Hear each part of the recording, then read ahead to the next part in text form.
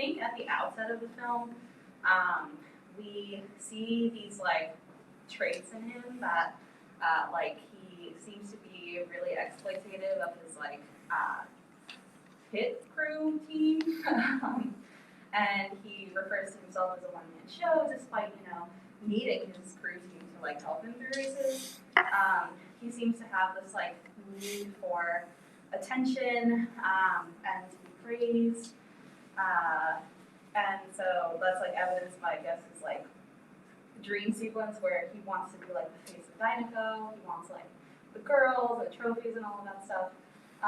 And so, based on that, if we are to assume that he has been displaying these traits for don't mention a diagnosis though. Okay. All right.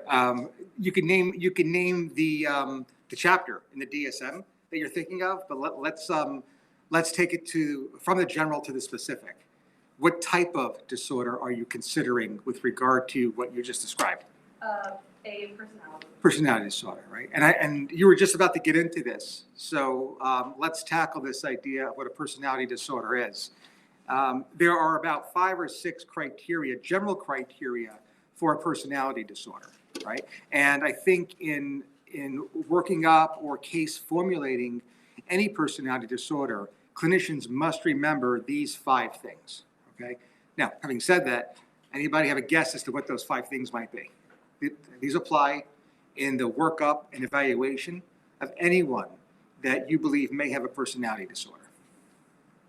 You have to be about 18 years old and just different traits, behavior traits, I'd say is one of them. There has to be an absence of another more accurate psychiatric illness, such as schizophrenia, such as a mood disorder or psychotic disorder. Absence of I'm just guessing the absence of medical or substance use, absence of a general medical condition, or absence of a substance-induced behavioral change, and then finally, I would guess absence of ASD, or We'll include that with mental disorder, okay. right? Yeah, developmental disorder. All right, so I'm missing. So great list. We're still missing 2. So everything you said was correct. Also won't have to be clinically significant. Missing 1.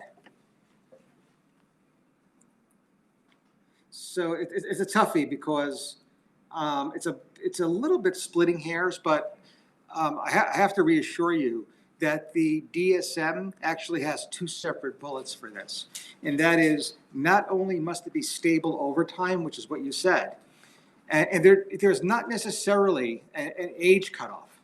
That age cutoff is only specific for antisocial personality.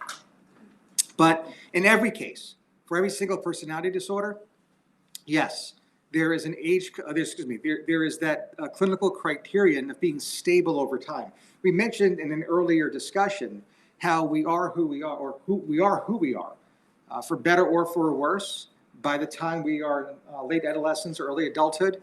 So stable over time. What we think of our personality, we should also think about with regard to the context of a personality disorder. In addition to that, and it is a separate diagnostic criterion, the individual must portray or demonstrate pervasiveness in their behavior, meaning that at any one point in time, and a point in time could be a month or so, that it must actually be across multiple social situations or settings. So if you're at school and you're this quote unquote typical type of person, but when you're at home, you're a quote unquote different person, that's not your personality, right? And that's not a personality change. And we would never even consider working you up for the dissociative identity disorder in that context either, right? So stable over time as well as pervasive.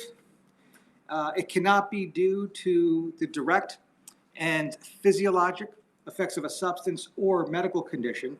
It can't be due to a co-occurring mental disorder, and it must be clinically significant, right? So those 6 qualities or characteristics are defining of every single personality disorder, right?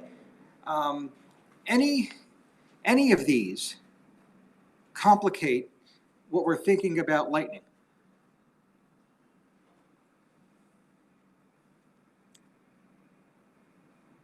don't know if it's stable over time, we kind of don't have that history. This makes a lot of noise, by the way. I'm gonna definitely have to remember to bring back my, Yeah, I think it was acutely his feelings of being, wanting to have that respect, and I think was kind of acute to the race. I don't know if that was happening before that. right, so, you know, we don't have this prequel, right? We don't have the prequel. There's been several remakes, by the way, but, not remakes, sequels, Sequels, yeah. but no prequels. So we don't know the real timeline of this. So let's just say for academic purposes, that this does appear, that is what you identified as clinically significant behavior is stable over time, just so we have something to talk about over lunch. Any other of these characteristics, these big six, complicate things, or we need to discuss more? I mean, it's hard to assess his medical condition. Because he's a car? Yeah. Point taken. Point taken. Now, unlike other characters in this film, again, we're discussing the Disney film Cars. Is there any evidence that he does need a tune-up, or that there might be something medical going on? Those tires, right? At the beginning of the movie, and, like, tires changed, and then like goes to that Luigi store. Eventually, like he was in at Radiator Springs, and he said like his tires changed at one point. The white wall tire. Right, the white wall, yeah. So was that more of a cosmetic surgery, or was that reconstructive, where it was actually medically indicated? I feel like that was a cosmetic thing. Yeah. Yeah. Yeah. So, you know, do we have to consider like a condition suggestive of body dysmorphic disorder here? If he's getting cosmetic surgery when it might not be indicated? No, I don't think so, because I remember when Mater was like, you're a race car, you don't have lights. He doesn't really care that he doesn't have lights. He's like, I'm a race car, I don't need lights. I don't think he has body dysmorphia. Okay, that's interesting. He's like pretty satisfied with him being a race car. Before we leave these six concepts, anything else you want to discuss pertaining to these rule outs? I mean, now since we were talking about Radiator Springs, he did have that organic fuel, or organic from that one fan character, and it was like, wow, how come I've never heard of this stuff before? And so I don't know what to make of that. And what actually was it? It was like, I mean, they didn't say what kind of fuel it was. It's definitely some Or sort of oil. substance. Yeah, 'Cause he was like, this stuff is great. kind of the character was portrayed as like that hippie kind of character with the license plate goatee and Oh, really? Missed the good- yeah. Mhm. So it's definitely a substance.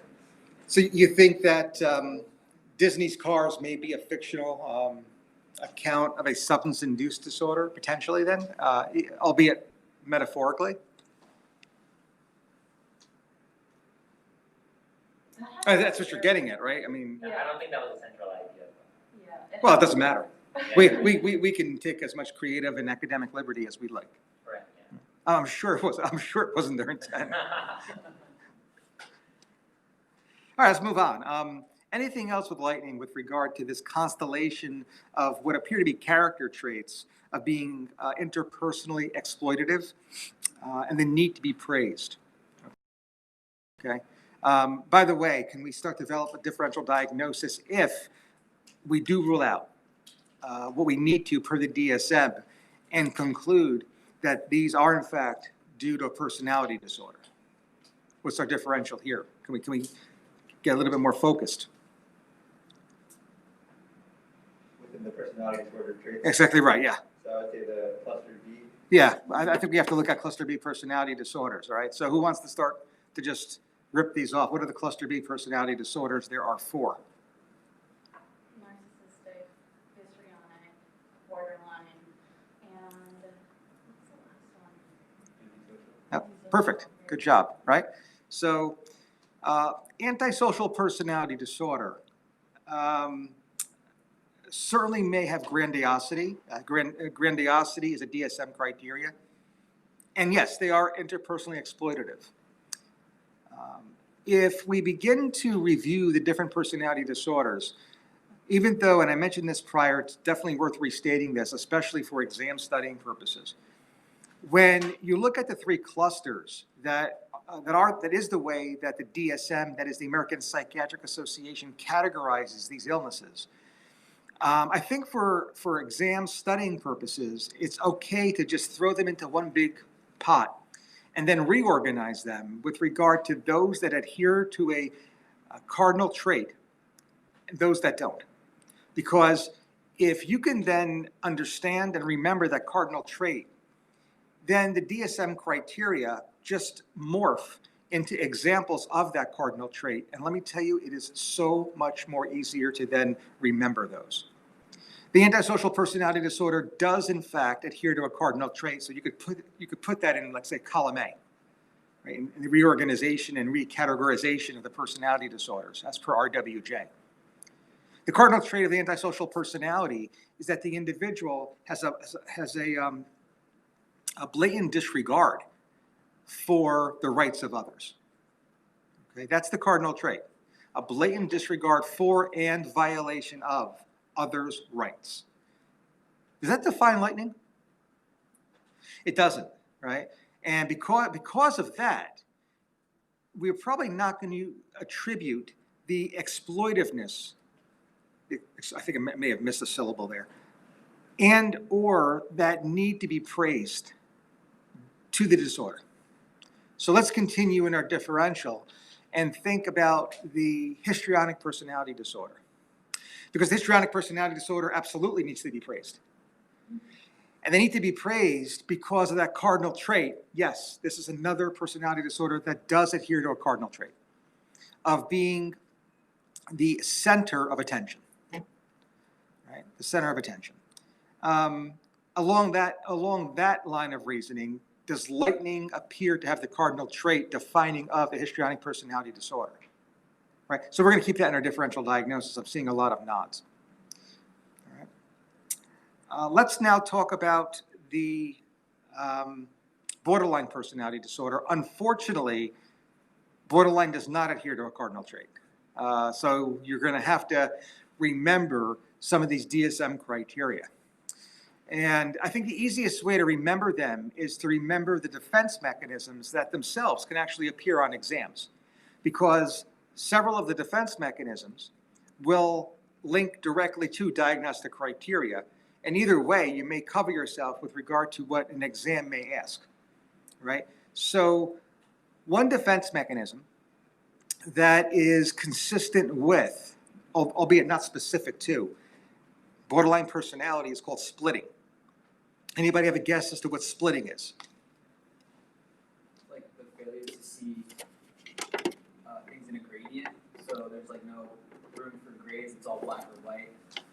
You see it a lot in the clinical setting of like, oh, like this doctor's the best. I love him. All the other doctors are terrible. Exactly right. Splitting is all or nothing reasoning or thinking, right? The incapacity to appreciate at a subconscious level that everything and everyone has both positive and negative attributes simultaneously, right? Anybody have a guess as to what DSM criteria that defines borderline personality is the result of splitting? Unstable interpersonal relationships. So certainly the unstable interpersonal relationships are influenced by that, absolutely. There's something that's even more directly the result of it called mood lability, right? The mood swings. Mood swings themselves are very consistent with idealization and devaluation. That's splitting, okay? So whether you remember the DSM criteria or the actual defense mechanism linked to it, both of those are fair game on exams. The second defense mechanism is called dissociation. The dissociation is a rapid but transient change in affect that allows the individual to go from an unpleasant mood state to a more pleasant one. And the example here for the histrionic personality would be when a person actually comes into a situation in which they are not the center of attention. That's considered to be unpleasant. So they dissociate so as to alter that awareness to a more pleasant mood state? How might dissociation manifest behaviorally, and how therefore might one observe dissociation in someone, let's see, who walked into a room where there was a pre-existing dynamic and they weren't the center of attention, similar to what we're doing right now. That door opens, in steps someone with active or acute histrionic personality. What might we observe? I think you can draw a lot of similarities to Michael Scott. You know, it's gonna always be about them. So he'll like draw attention or he'll like announce himself. Exactly right. That's what you would expect. That's exactly what would happen. Or I say what happened. It's exactly what is likely to happen, right? And I agree with you, Michael Scott is a perfect example of that, right? The grand entrance, making it about them, okay? Not because of their arrogance per se, but because they need to be the center of attention, which, you know, of course is related, albeit indirectly. Right? So that's the histrionic personality. Is that what's going on with lightning?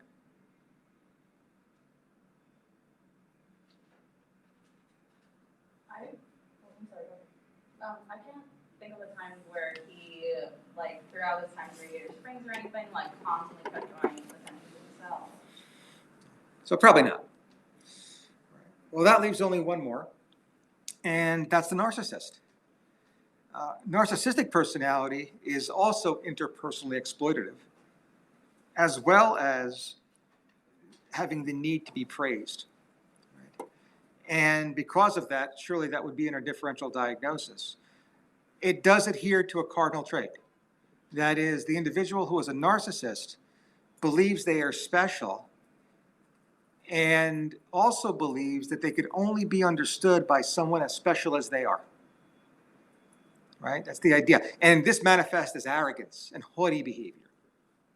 Lightning? I feel like he does that with the Porsche. I don't remember her name, sadly. Sally. Yeah, so I feel like on first blush, he thinks Sally is like coming in as a lawyer for him, and so he's like talking to her and putting everybody else down, and so that's like indicative of it. All right, so we're going to leave that in our differential as well. So it sounds like with regard to the cluster B personalities, the only one that we might feel comfortable ruling out would be the antisocial personality disorder, in as much as lightning's arrogance and interpersonal exploitativeness does not appear to be due to a blatant disregard for and violation of others' rights. But the other three sound like they're probably going to be in our differential. And due to time constraints, we're probably going to stop there and not get into where exactly the differential they may end up. But we'll certainly keep them in our differential diagnosis of the personality disorders that may be manifest in Disney's Cars when identified in Lightning McQueen. Anything else with regard to his behavior that could further clarify this? I mean, maybe you could take a little bit of the opposite approach, like maybe like a mood disorder like bipolar, just because like he's like driving in the middle of the night, he's like kind of grandiose, he does get kind of like irritable fighting with people, so maybe he has like an underlying like mood disorder. Just, like, maybe consider. So what we're going to do now is we're going to revisit the big six, and we're going to look at a potential mood disorder as explaining the very symptoms, the very signs that we just reviewed. And perhaps if we do rule in for any mood disorder, we would have to be very careful then to see whether or not he truly has a cluster B personality disorder. And at the top of the list, at the top of our differential, it appears that bipolar disorder should be considered. What will go towards assisting us of determining the relative importance of the primary mood disorder of bipolar, within which lightning is identified as being exploitative and the need to be praised, versus a primary personality disorder where those two attributes are considered to be, quote unquote, who he is. What's going to really help tease this out for us? I think the acuity of his symptoms or behaviors, the fact that if they're more of a kind of a sudden onset, and if they last only for a set period and resolve, that could be more suggestive of a bipolar mood disorder. He's also kind of demographically, he's kind of a young male, kind of in his late teens, maybe early 20s, metaphorically. So he also is someone who is at probably highest risk for first onset mania. So that also supports it. Yeah, I think that's a very important clinical pearl in that we have to conceptualize bipolar illness as a child-adolescent illness. Otherwise, we may miss it. Now, we've got to be very careful. We certainly don't want to adopt that type of perspective and have that lend to the overdiagnosis of bipolar in children. So clinicians, again, have to be careful here. But certainly, in someone who is in their late teens, early 20s, we wouldn't want to misattribute signs and symptoms of perhaps another mood disorder, or even in this case, personality traits, to something beyond or instead of bipolar, i.e. the first manic episode. What will help further, I think, clarify this is whether or not we can identify additional signs consistent with bipolar, whether we're actually treating Lightning as a real patient versus a metaphorical sense as seen through the eyes of Disney. So let's take the easy approach first, and that is, what signs are we actually seeing in Lightning that may allow us to diagnose that what Cars is about is a fictional case study of, let's say, a first break manic episode?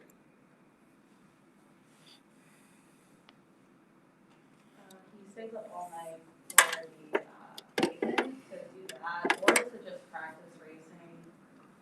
Doesn't seem like he needs sleep during those periods of time. Everyone else is sleeping. So good point.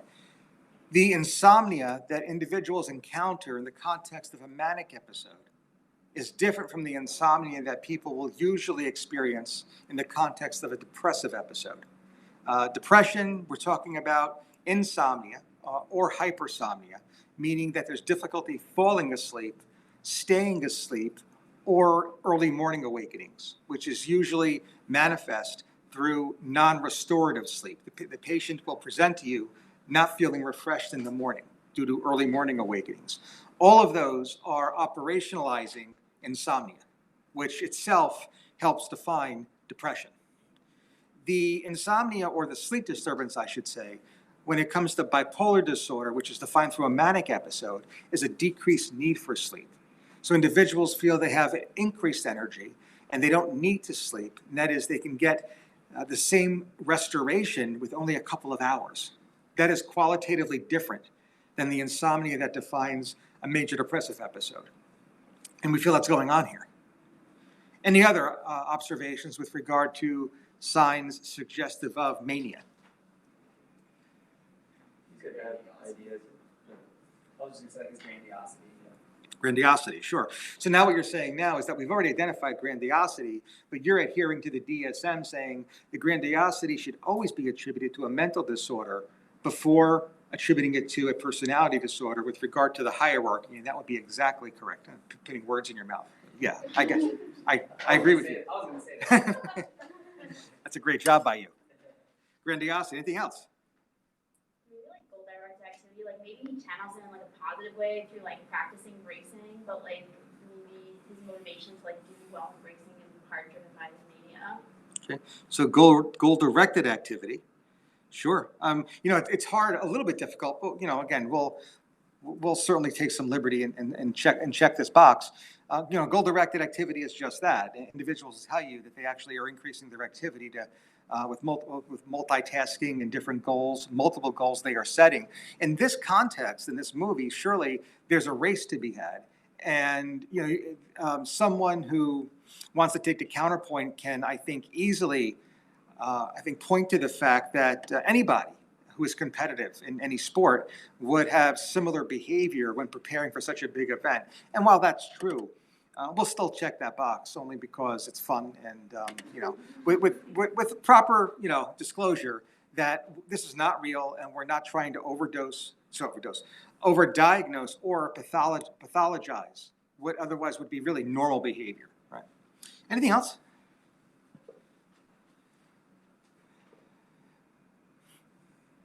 Any irritability? Because that would certainly be a defining symptom as well. You know, the other thing I want to do is look at this from a little bit of a metaphorical context. How did everybody in this room learn about the actual signs and symptoms that define mania? Dig fast, right? Is there any scene in this film in which we see a character digging fast? Because I would suggest that Walt Disney Productions did that for a particular reason. I mean, that would really clinch things for us. But in the absence of it, I think then we still have to kind of go by the actual presentation of symptoms. And we're right at the border here. We're right at the border. So I don't think we can definitively rule this out. I don't think we can actually definitively rule out that all these problem behaviors that we identified in the main character aren't due to an acute manic episode that itself would define bipolar 1 disorder. And I want to restate, because we've definitely talked about this before, but again, it's worth restating, that when we actually discuss films like this, it's very similar to the context within which we prepare for exams. That is, if somebody presented on a psych shelf with these very signs and symptoms, let's say the patient's name happens to be lightning, would you dismiss choice A, bipolar 1 disorder, because we've only listed 3, and we know we need at least 4 total? Of course you wouldn't, right? That would still be high in your differential. And whether you choose that as your single best answer will have everything to do with what B, C, and D say, right? Because we could easily create a scenario where choices B, C, and D are primary sleep disorder versus major neurocognitive disorder versus DID. And boy, I mean, choice A then is easily the single best answer, right? So dig fast and bipolar disorder. So that's in our differential. Any other thoughts with regard to lightning? I had a question. So I don't know if he meets, maybe it's like a caveat we're seeing, but I don't know if he meets criteria for having like impairment in function of any kind that would qualify him for bipolar. Or I don't know if it's true, but is it correct to say that there needs to be more impairment of function for like an acute bipolar mania versus a personality disorder? Whereas, you know, that can be kind of more subclinical threshold, but still be there, because we know that it's kind of just more these general, clusters of traits that they exhibit. Whereas mania, you know, he's not really, like if I saw someone on the street like that, I wouldn't necessarily be concerned necessarily that, you know, they need to go to the ER right now to get a psych clearance or something like that. You might recommend that they follow up generally, but I don't think there's an acuity of it because it's not having, you know, functional impairment. It's a good point. I'm going to reframe that just a little bit, right? Looking at the acuity and therefore looking at the clinical significance, which again is defining of a disorder of any type, of any etiology. We're focused on lightning, and especially with regard to this race and his behavior in Radiator Springs. We do see a situation in which he does meet new people, and we actually see this pretty much evolve as the plot of Disney's Cars. Given everything that we've identified in this character, would it be surprising for the clinician to find out that he's had difficulty with interpersonal relationships as a result of his behavior previous to getting to Radiator Springs? I mean, that wouldn't surprise anybody here, right? So I'm not so sure that it isn't clinically significant. Certainly, the clinical pearl would be that even though you get done talking with a patient and you have a provisional thought or diagnosis, please talk to the family. Because the family may tell you that while the individual is relating facts to you, it is much, much worse than this, right? Verge of divorce, verge of losing their job, etc. So from that perspective, while we have to consider the behavior for lightning to be normal until proven otherwise, and again, ethically you should always do that, we're not going to be surprised when we hear that there's significant interpersonal dysfunction as a result of his behavior prior to getting to Radiator Springs.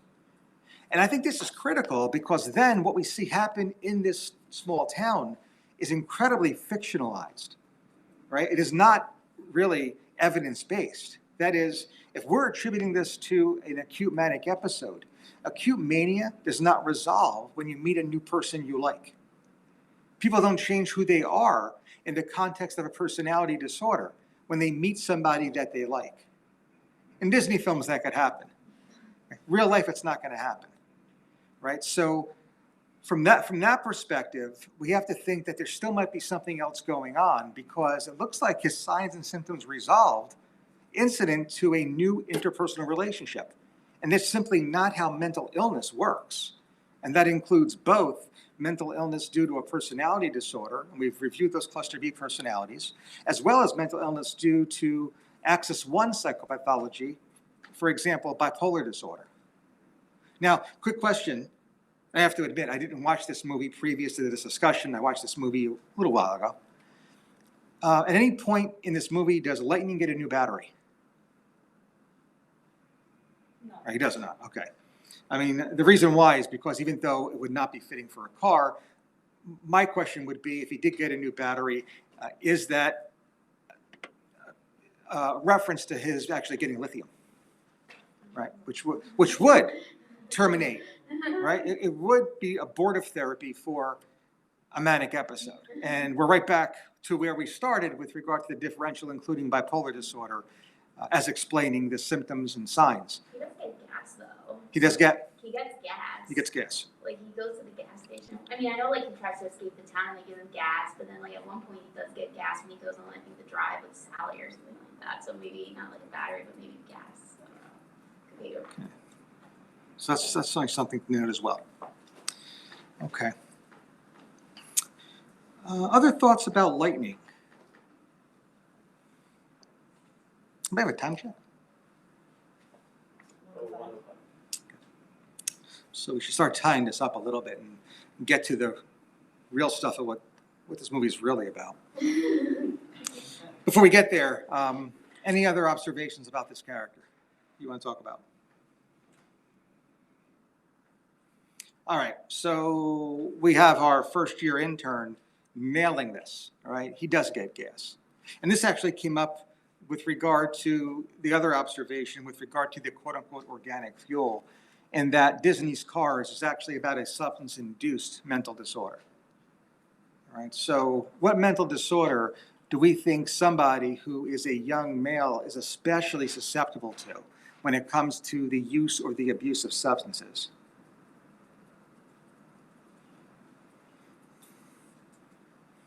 And I'm asking this question again, primarily from the context of a shelf exam.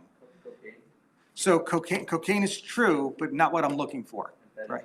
Amphetamines is true, but not what I'm looking for. Marijuana? Ketamine, cannabis, not what I'm looking for. On your exam, LSD, hallucinogens, alcohol, no. PCP. PCP, hallucinogens, no. Tobacco, no. And before you say it, it's not nicotine either. So now we're really honing in here. Caffeine? Not caffeine. So let me just do a complete shift. Hold your thoughts for just a second. Let's present this like it comes up on shelf exams or standardized exams. Your parade is next Thursday, which is just to remind you, just in case you thought you were going to sleep this weekend. Your parade is next Thursday. This is preparing you for your board certification exam.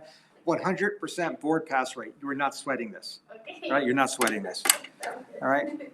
So that's why you ranked us in the top 15, right?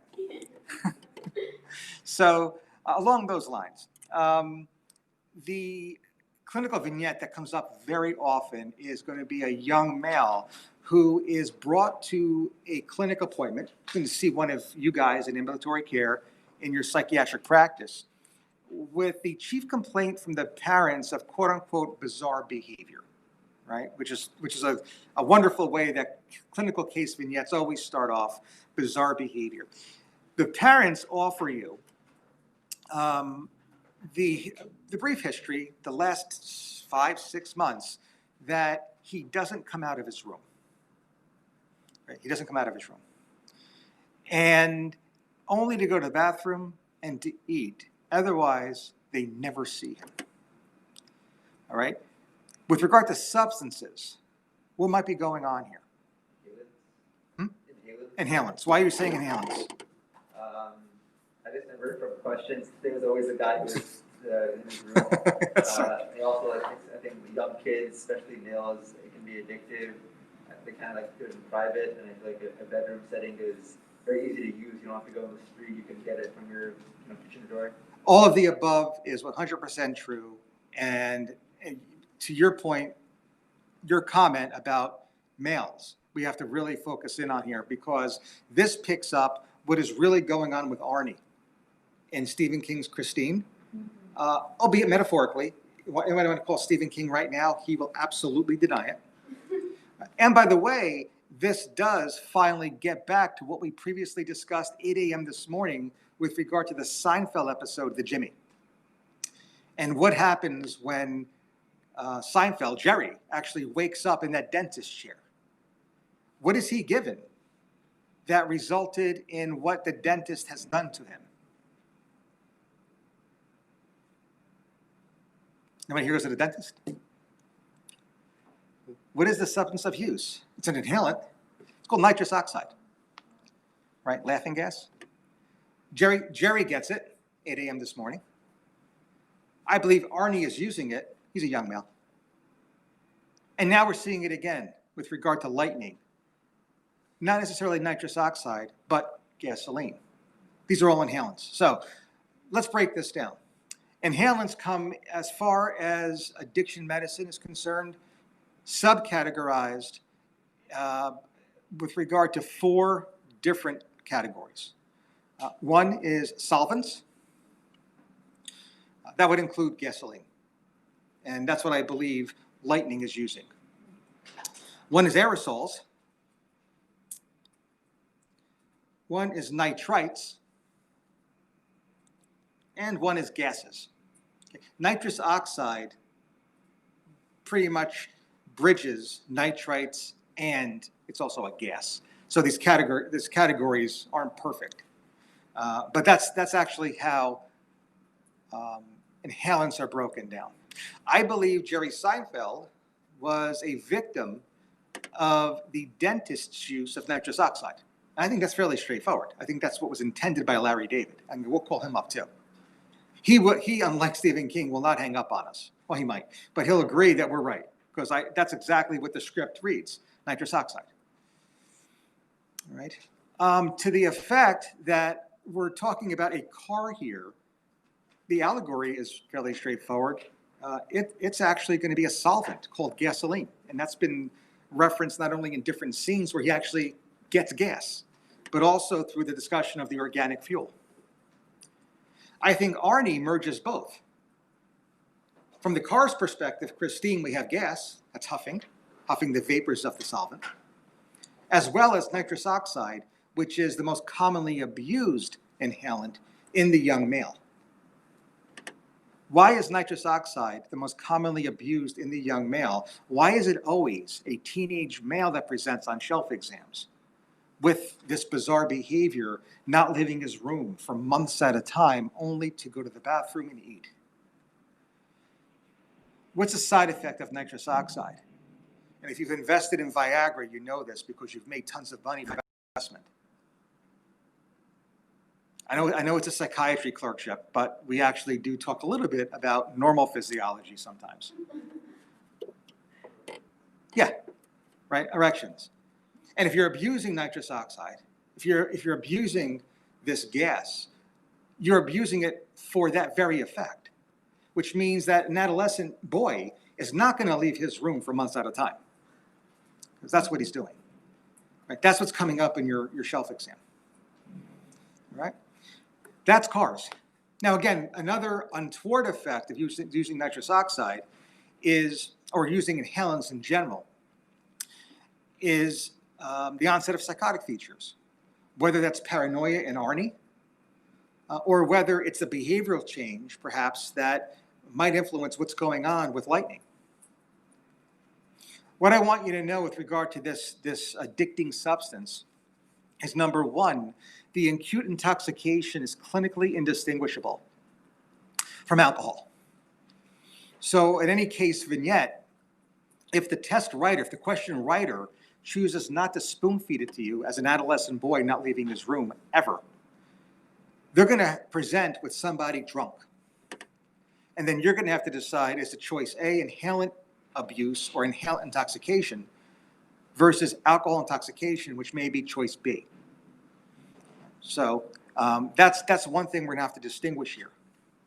You should know that inhalant intoxication is hallmarked by euphoria. Again, that's an intended effect. That is another reason why people will abuse inhalants. Euphoria is not going to be the result of alcohol consumption. Alcohol is a CNS depressant. It actually induces major depression, right? A substance-induced or alcohol-induced depressive disorder. So that would really help distinguish one from the other. The other is that the neurological effects are immediate during the intoxication phase for inhalants, and that is not the case for alcohol. The neurological sequelae of alcohol does not occur during intoxication. It occurs decades later in the form of Wernicke-Korsakoff syndrome. So the onset of the neurological deficits will help differentiate in your clinical scenario. Inhalant, immediate, during the intoxication phase, versus alcohol, chronic, outside of the intoxication phase. The final teaching point here is that while alcohol does have an identified withdrawal state linked to it, inhalants do not. Right? There's no such thing as inhalant withdrawal. So in any of the sequels, we would not expect lightning to demonstrate any signs of inhalant withdrawal because inhalant withdrawal simply does not exist. Thoughts? There is actually a reference in Cars to nitrous oxide. Like one of the cars, like one of the bullies that harasses Mac, like the trailer is bringing Lightning McQueen to his destination, does have like those, I think nitrous oxide, like the thing that makes the cars go even faster. Like, so it says like on the back, he has like a bunch of like pipes coming out that is labeled like nitrous oxide. I have to actually look at it now. If anybody watches Cars, can you give me a screen capture? We'll post it on Instagram. I didn't even know that. I just was talking about, just left field here. Trying to put something together to teach nitrous oxide. Please do. I think that was what I thought, but Yeah, so for racing in cars, there's like an NOS button, and I think there's nitrous too, that gives you like a boost during a race. I know that's like playing like the race games. Very nice. Nitrous boost. Oh, There you go. I think that's what they're referring to. there was definitely a car with one of those. Very cool. That's it. All right, so that is what Cars is really about. Everything that we identified, it looks like there's personality change. It looks like there may be a manic episode. However, in either case, I do not think Lightning is diagnosable with a personality disorder or bipolar 1. I think everything that we see with regard to this car is the result of the direct and physiologic effects of a substance, specifically inhalants. And in that way, yes, if he's going to meet somebody and right now he is not using, those symptoms are going to abate. And that's what happens at the end of this movie. Right. So we'll leave it there. For those of you who are following us on Periscope, who have the Zoom link, we will be starting our clinical case conference in a matter of minutes, so we'll see you there.